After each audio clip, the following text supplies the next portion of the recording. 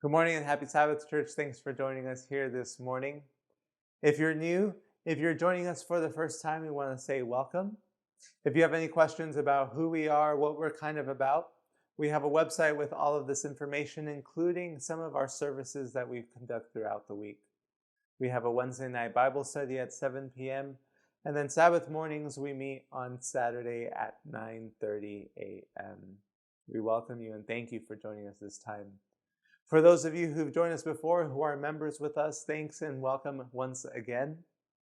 I want to remind you about our website for the sake, if you have anything if you have any questions or concerns, any comments, you can always go to our website for some information or contact us directly.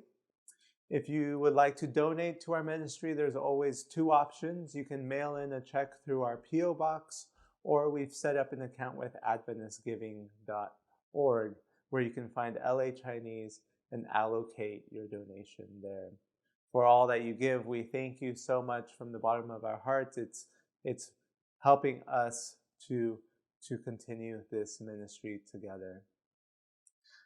This week, we are going to continue with our series on Romans. We're called for a purpose. This is Romans chapter 7.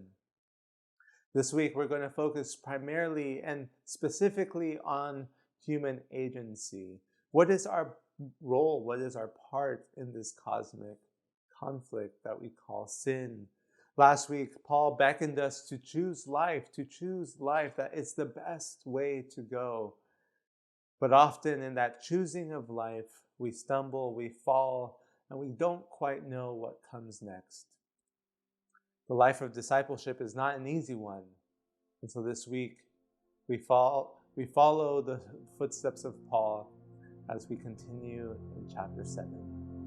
I hope it's a blessing for you, and once again, happy Sabbath.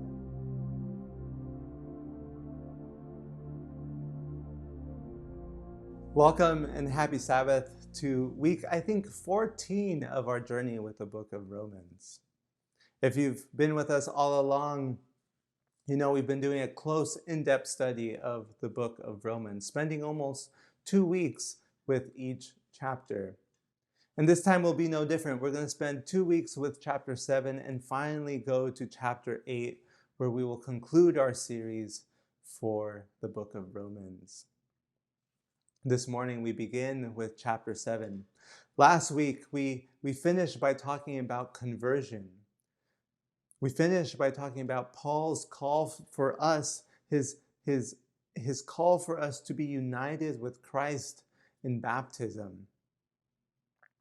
And he says we have two choices to make. We have the choice of life, or we have the choice of death, and he's beckoning us to choose life. And here in chapter 7, he's going to get more into a mode of human existence at this point. He's going to talk about where we are as people, and he's going to talk about our experience with this thing that we call sin. He finally wants to put to rest the question of the law, and he wants to put to rest the obligation that the law places on us.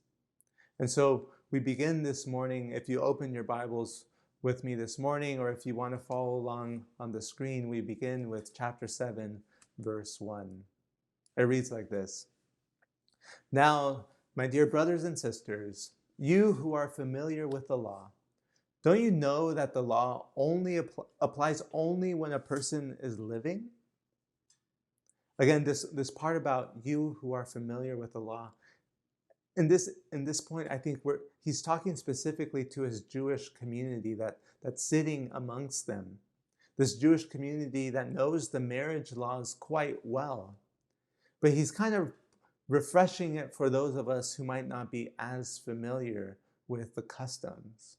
And he says, don't you know that the law applies only while a person is living? For example, when a woman marries, the law binds her to her husband as long as he is alive.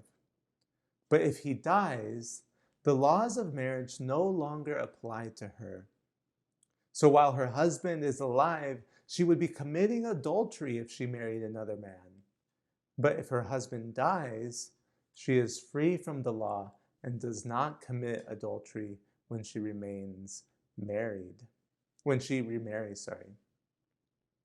According to the Jewish law, a married woman is bound to her husband as long as he lives, right? If she wanted to get out of it, there was no other way. That's her only way out, is if the husband dies. We got a sort of Carol Baskin story here.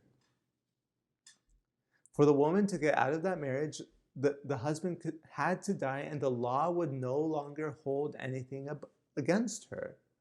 She would be free from the law at that point to marry someone else. But notice the language that Paul is using here. It's quite strong, I think. He's using the word of adultery. He says that this woman would be an adulteress if she remarries while the husband is still alive. The use of this language implies that the woman's hands are tied at this point. She has nowhere to go. And if she was to remarry without her husband dying, others, the community would hold her in contempt, and she would be ostracized from her community. And so it would be quite a bad situation for the woman. But Paul uses the woman's side of this story as an analogy intentionally to advance his argument effectively. The wife is caught here.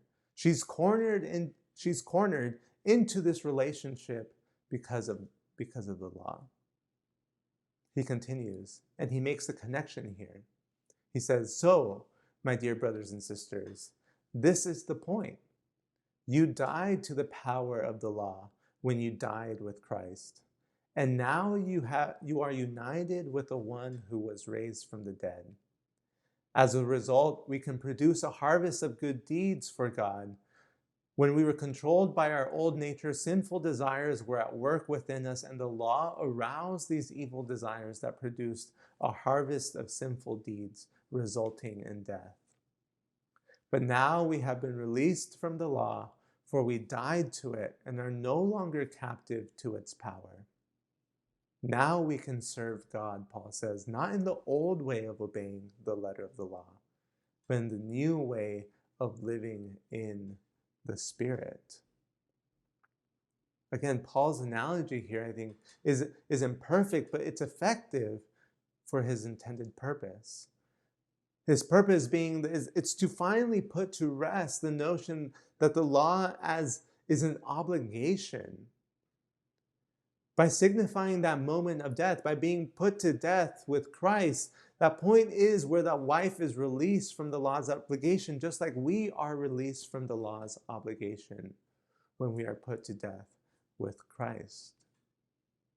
It's interesting that the way that Paul describes the law here is something that stirs up sinful passions rather than curbs them. He says that it bore fruit for death rather than led to life. It held us captive rather than set us free. It made us to be slaves, he says. Notice also the rhetorical contrast that Paul uses here. He's using the old life with the new life. He's using death versus life. And also he's contrasting the written code versus the new life in the Spirit. But it's not lost on us. It definitely was not lost on that community that Paul here is describing the sin in such descriptive ways, in quite horrendous ways for the Jewish community, actually. He's describing it as sin arousing and sin increasing, this thing that the Jewish community had built their lives around, this thing that for them had become the center of their lives. They had come to love that law. It was divinely ordained. But here Paul is kind of laying waste to it. And all that's left for us to question here, I think, is the law sin? Paul continues with verse 7. "Well then, I am suggesting that the law of God is sinful? Am I suggesting," he says, "that the law of God is sinful? Of course not. In fact, it was the law that showed me my sin. I would never have known that coveting is wrong if the law had not said you must not covet. But sin used this command to arouse all kinds of covetous desires within me. If there were no law, sin would not have the power.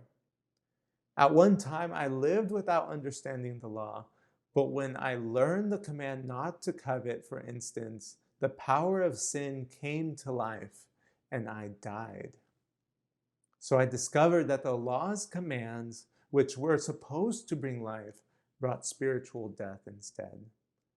Sin took advantage of those commands and deceived me.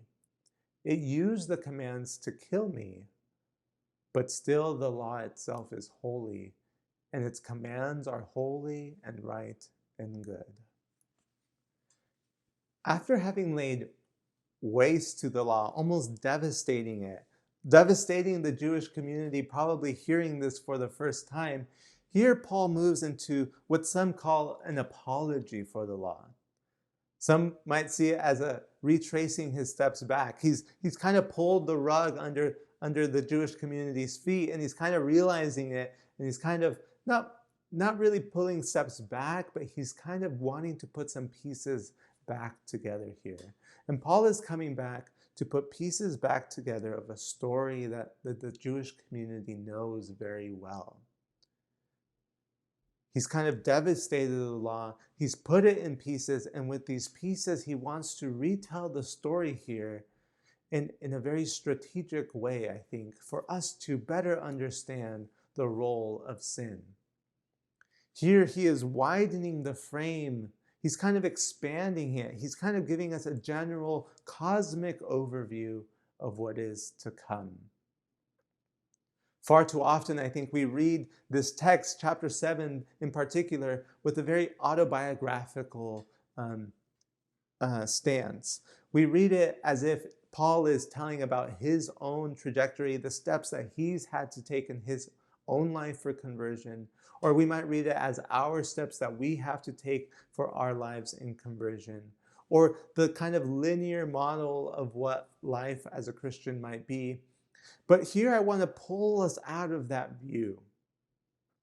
I want to pull us out of this own eye of our own condition and kind of notice some of the subtleties in the text here that I think are really important to give us a broader view of what Paul is doing here. By noticing some subtle Old Testament imagery that he's kind of infusing into this text, we begin to see a retelling of this story that we know far too well. Now, some of you might say, Old Testament, I didn't see any allusion to the Old Testament here. There's no mention of the Old Testament here. And you might be right. But in his writings, I think Austin Bush convincingly argues that in Romans 7, Paul here is using a symbolic economy associated with Eve in the scene of the primeval transgression. Paul's allusion to the Genesis episode is subtle, he says, but it permeates almost the entire chapter and suggests a complex interpretation of Eve's temptation and sin. He's saying that Paul might be using here some imagery of the Old Testament. There might be something about the Genesis story that Paul is kind of grabbing and tugging at. Things that maybe that Jewish community would have picked up on. And for the remainder of this morning, for the remainder of our time together, I want us to kind of consider what this Old Testament imagery might be. I want you to give it a chance and see if it resonates with you. Because remember, in the Genesis account, when the woman said in Genesis 3, the serpent deceived me and I ate. The serpent deceived me. Paul talks about deception in Romans 7. And here there's a link here with a woman saying that the serpent deceived me and I ate. Deception is key in both of these accounts. It is deception that triggers that illicit desire within us. So when the woman in Genesis 3 saw that the tree was good for food and that it was a delight to the eyes and that the tree was to be desired to make one wise, she took its fruit and ate. And she also gave some to her husband who was with her, and he ate. This here in Romans, now going back to Romans, is Paul's retelling of the history of God's law. God gives the commandment that is for life. That is to say that it had life-protecting, life-affirming, life-enhancing qualities to it. But the question is, how is it transformed into this law of sin and death? The answer is deception. You see the same in Romans. God gave a commandment that in Paul's retrospective was for life. It was given for good. But sin, an alias maybe for the serpent, it seized an opportunity in the commandment, spotting in it a chance to make it to be seen as something other than life enhancing. So deception, it went to work. Once deception had done its work, the law would no longer be seen as a law that was for life, but rather it became an agent and a facilitator for sin. We continue on in verse 13. But how can that be? Did the law, which is good, cause my death? Of course not. Sin would use what was good to bring about my condemnation to death. Notice, he says, sin used what was good to bring about my condemnation to death. So we can see how terrible sin really is. It uses God's good commands for its own evil purposes. Can you see some connections here? Do you see some allusions to the Old Testament story, perhaps? When we read this text with an eye towards the Genesis story, we remember that in the serpent's version of the story, the commandment was not for life at all. The commandment that God gave to not touch the tree of life, the tree of good and evil, was not for life at all. It was a commandment for death. Before it had ever been violated, God said, you will die. And in the serpent's version, he said, this is a commandment for death before you even violate it. The commandment and how it was represented and perceived by the serpent as an all-out prohibition cannot leave the one who commanded it, God, unscathed. In other words, in Genesis, the serpent's misrepresentation of the command is intended to bring about distrust. It's meant to bring about distrust in God's character. And so deception produces a relational avalanche that happens. Misperception leads to distrust, distrust to alienation, and alienation to fear. We've lost that trust. The second thing that reading this text with the Eve story in mind does for us is it gives us a wider view of this cosmic perspective of sin. A wider cosmic perspective that we as Adventists are quite attuned to, actually.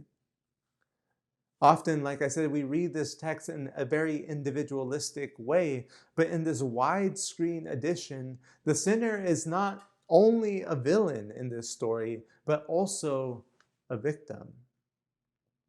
This expands the horizon of the redemptive task at hand. As villain, the sinner is seen as the foremost person who deserves punishment, but as victim, you are more likely to see the sinner, the person, as someone needing compassion and needing help.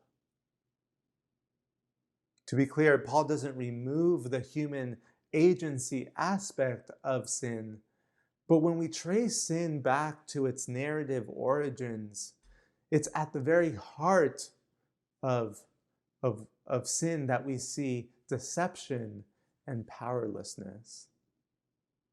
And it's that powerlessness that we will begin our study with next week. That powerlessness that Paul struggles with this text that we know far too well, where he struggles with the fact that he wants to do good, but he can't help but falling. In the meantime, I want us to leave with a couple questions. I want you to consider a couple things before our time is up this morning. We've talked about deception and we've talked about distrust. In Paul's biography, the height of sin's triumph was when it made a zealous, devout believer thinking that he was doing his faithful duty and pursuing his calling to persecute Christians to their death. That was the triumph of sin at that moment, to transform a devout believer into someone who persecuted others to death. The sin here, the corruption, the deception here, was the corruption of devout desire. Often we talk about sin in forms of weaknesses, right? As sin taking advantage of our weaknesses. But here in Paul's biography, we see something slightly different that kind of highlights the emphasis on deception. It takes someone who's very devout, very faithful to their duty, who's strong and convinced in what they believe, and is devout in carrying that task forward. But the deception is the corruption of that devout desire. Paul W. Meyer says that there is a worm at the core of the apple. The worm, he says, is the realization that one has been deceived by much more sinister power, capable of making the best and the most genuine devotion to the one true God produce, as in the case of God's own commandments in the Decalogue, the very thing it is supposed to vanquish. Paul Meyer here highlights how sneaky, how sinister, he says, sin and deception really are. That resonating what Paul is saying, taking something that's good, that was meant for good, twisting it, transforming it, making an amalgamation out of it into something that produces death. And so what I want us to consider this morning is, are there places or spaces in our lives where we might have been fooled into deception? It's hard to tell. I know it's not something that we can readily analyze and pinpoint.